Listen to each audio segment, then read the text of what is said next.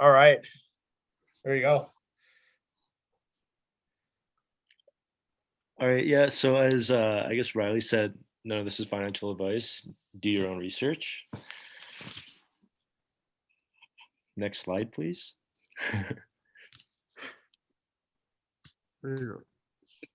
So yeah, what are NFTs? NFTs are essentially non-fungible tokens or like digital assets. A common analogy can be like looking at NFTs as like, for example, and this is just like in terms of like the collectible space, right?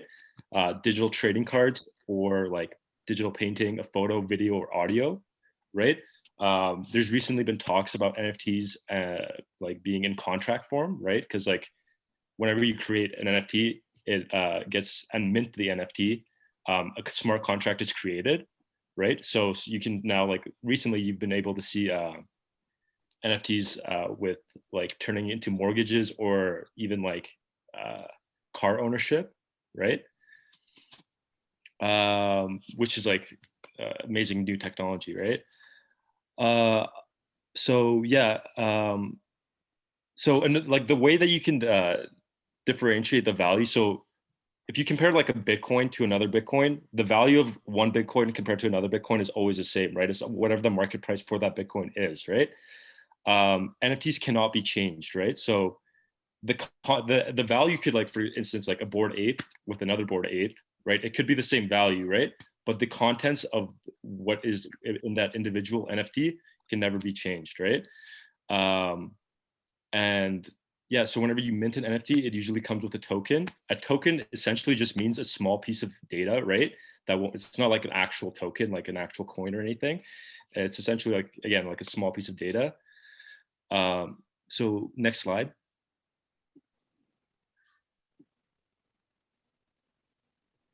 Yeah, so whenever you mint an NFT, right?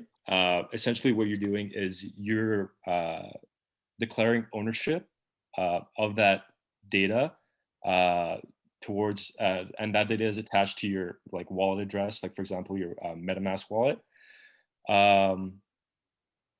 And whoever has the password to that, right? That MetaMask address, that means that's the person that owns the wallet address, right? So the funny thing about NFTs are that in most cases that you like, it's the ownership is attached to that data, right? And in a lot of cases, if you're buying an NFT, you have to look into the fine print of the either the contract or the roadmap that's provided on the website of the company that's creating the project, because you don't necessarily like owning the NFT doesn't necessarily mean that you, for example, get the imaging rights of, for example, like the Bored Ape that you own, right? Or like whatever like image, stock, video, audio that you're like purchasing, right? So, and in theory, right, technically, whoever owns the server can actually change the image or the GIF. But again, since the NFT is like the data, you always own the data, and the data is on the blockchain, so the data will never change. But technically, right, like you could have that, like whoever can like hack the server can change the image, and so that's like a thing to think about because intrinsically the value does come from you placing your bets on that data and the company behind the data and how well they can protect it, and everything attached to it, right, as well as the image. Next slide.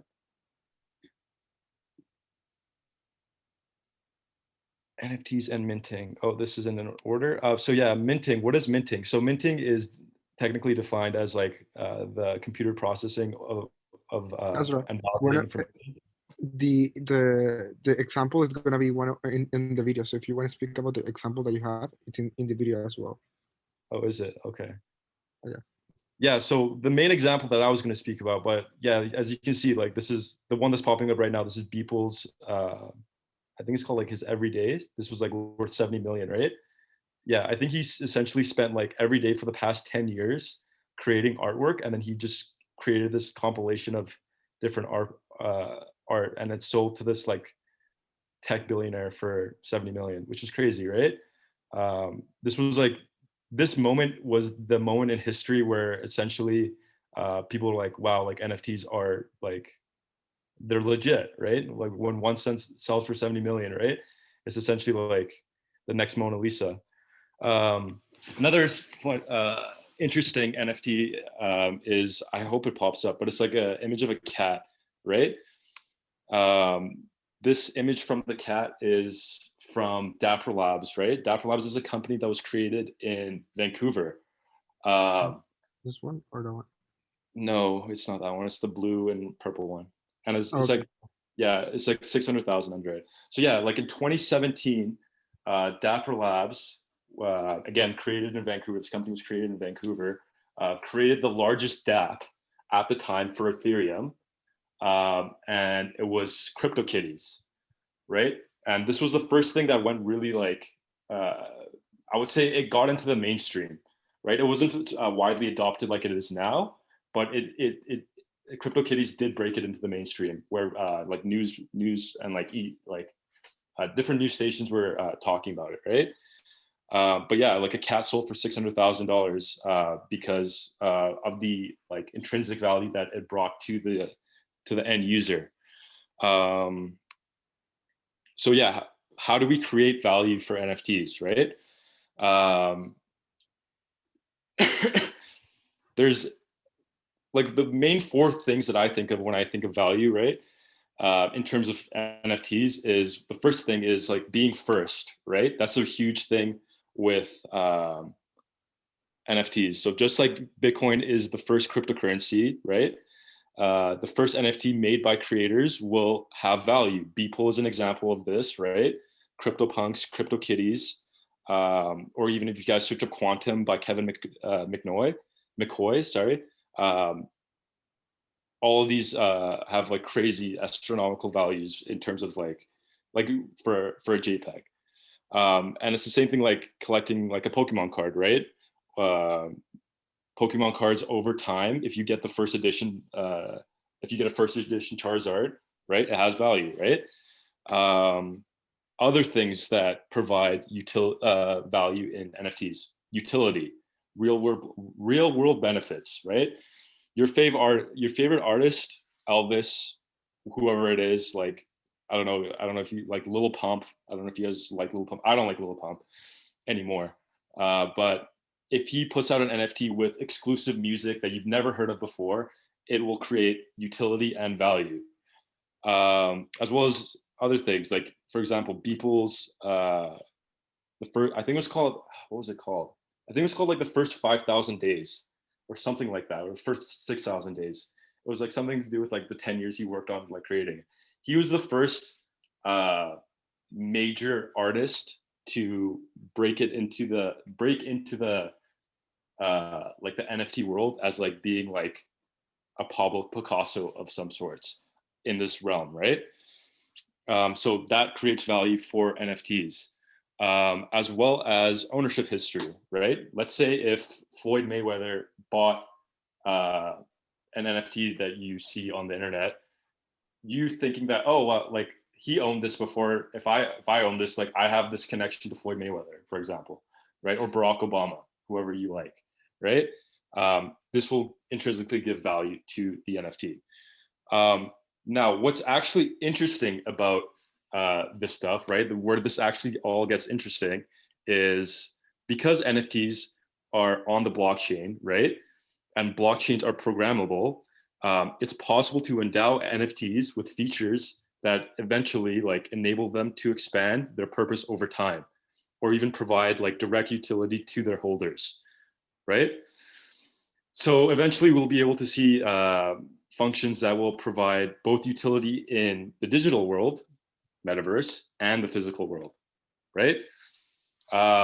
What's an example of this? So an example of this is NBA Top Shot, right? So NBA Top Shot, what they do is they create NBA NFT moments where you can buy like a clip of LeBron dunking, right? They're currently in the works of making NFTs as tickets, right? So when you buy a moment, it can act as a ticket. So like if you buy like an NBA NFT LeBron dunking. It could be a ticket to the Lakers game, right? That's one way of adding utility, right? Another way of adding utility is what the Bored Ape Yacht Club did and what Yuga Labs did actually, right? They created the Ape Coin. If you guys are on NFT Twitter at all, like this was like the biggest thing that happened like for the past week. Everybody was going nuts about Ape Coin, right? Everybody was aping over Ape Coin. So what was it? What was the most significant thing about this? Essentially, what they did was they created a token that gave that. Okay, so how do I explain this? They created a token, and everybody who owned a Bored Ape Yacht Club like NFT or a Mutant Ape Yacht Club NFT, they got they instantly got like a portion of the tokens that were created. So just by owning these NFTs, for example, you got 30,000 ape coins, right? And through the what's it called? Through the trades of the NFTs, because when you trade NFTs on OpenSea, right, a portion of that the portion of the trades, right, goes back to OpenSea. The rest of the trade goes back to the consumer that bought it, right? And a portion of it, right, and like this, the same way that royalties work, goes back to the person or the company that created it. In this case, it was Yuga Labs, right? They created Bake, basically, Bored Ape Yacht Club, right? So with that money that was going through those transactions in terms of royalties, they used that to pump the coin prior to the release date, right? And before the release date, right, they hyped up the coin, and the coin was, when it was released to the public, it just like skyrocketed. It didn't skyrocket too much. It went up to like $30, and then it dipped all the way down after. But it gave the people that owned the Bored Ape Yacht Clubs or the Mutant Apes a chance to like sell the tokens at a really high price when they were released. So just by owning these, right, you intrinsically get paid. So that was like one way of creating utility. I didn't really explain that well, but like I think you guys got the idea of how it went, or how they can create it, create like value for their consumers and the owners. So yeah, so what are some other? So now let's talk about some crypto exchanges. Okay, go to the next slide. Next slide. So yeah, if you guys want to buy NFTs, these are all the places you can buy them off of. App.rarible, and Nifty Gateway is a good one. OpenSea is a good one. Super Rare is a good one. Dapper Labs, they do it for their own projects. So Rare is also a good one. So OpenSea is essentially the eBay of NFTs, I would say. Super Rare and So Rare are like, it's like you going to an art gallery and buying like art. So they have their different attributes on these different platforms. But yeah, that's pretty much it. That's my presentation. Oh, that's awesome. Well, thank you. I just have a quick question, like so Super Rare is kind of like an art gallery, so they would have to have like, I guess they would. So it's not like in a way to get your piece into that platform, it would take more. There's a vetting process, yeah, and right. And it's not necessarily more what's it called? It's not as much like companies creating these NFTs. It's more individuals. Oh, so okay. Yeah. Individual digital creators are on Super Rare and So Rare.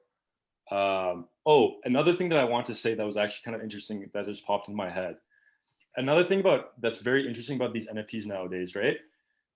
In terms of the utility that you get, you're essentially placing a bet that the utility of these NFTs are going to grow in the long term. For example, the same way that you buy an NBA Top Shot moment, where you're going to hope that since you bought these tickets, or the hope that you bought this NBA moment, you're eventually going to get like tickets out of it, right? Free tickets, or getting paid through it through ApeCoin and like owning the Bored Ape Yacht Club NFT, right?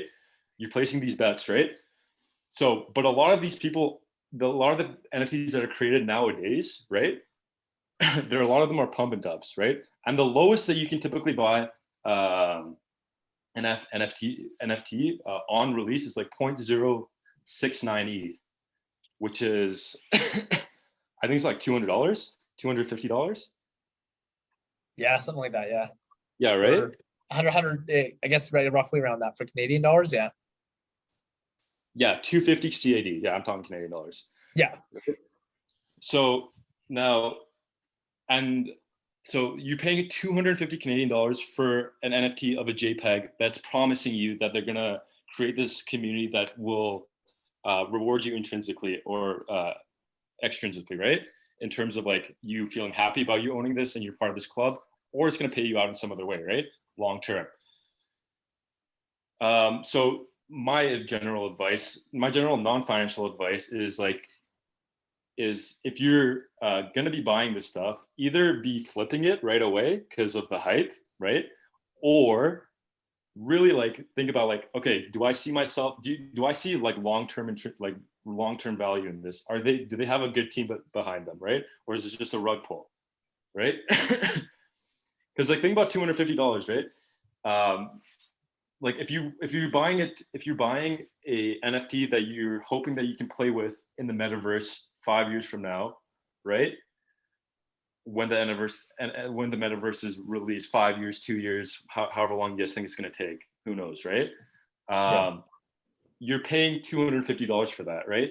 You could buy a video game like Assassin's Creed for $80, and you get minimum like 50 to 60 hours of like content that you can play on, right? So a lot of these projects are very expensive for the value that you're currently getting, which is in my opinion like a bet on the future. So that's all I gotta say.